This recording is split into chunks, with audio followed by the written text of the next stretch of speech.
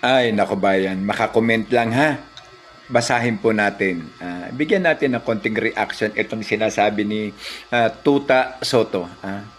Kundi mahalaga ang Cabral File, bakit madami kayong takot? Ayan ang isang comment ng ating isang supporter. Sabi pa nga ng isa, Soto, minaliit ang Cabral File. Di daw dapat pag-aksayahan ng panahon. Nyek! Utang ina, Tito Soto, Tuta Soto. O baka naman kaso na ganito. Bayan, pinapaututan na naman tayo nito ni Itbulaga ni Tuta Soto. Enjoyable! Ito enjoyable! Tito Soto, tanga. Huwag mo kaming papaniwalain kasi hindi ka nanalo. Isa ka sa manifesto ng drama at maniobra ng Comelec. Kilala namin kayo. Tapos ngayon sasabihin mo, ang listahan ni Cabral para lang listahan sa kanto. Ganun ba? Ganun ba kagago ang taong bayan katulad mo? Hindi ka natuta ngayon Gago Soto.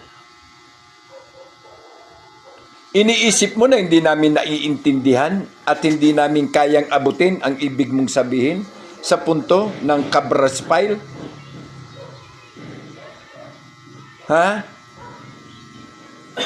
Before anything else, before mangyari ang pagkakamatay daw ni Cabral na nakita sa Europe, ang putang ina niyan, ibang klase. Grabe, wag nyo na kaming paikutin, Gago Soto.